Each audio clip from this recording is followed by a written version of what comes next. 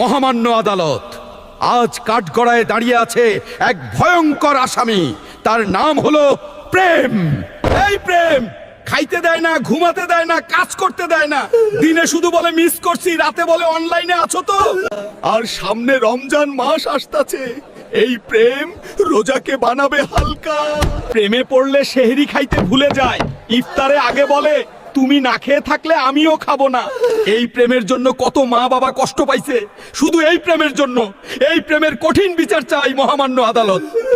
হুজুর, আমি দোষী না, আমাকে বানাইছে ফেসবুক আর ফ্রি ডাটা। Order, order. সমস্ত সাক্ষ্য প্রমাণের ভিত্তিতে এই আদালত ঘোষণা করছে যে রমজান মাস পর্যন্ত প্রেমকে ডাটা প্যাকেট ছাড়া রাখা হবে। দিনে 5 ওয়াক্ত নামাজ, রাতে 1 ঘন্টা ঘুম বাধ্যতামূলক।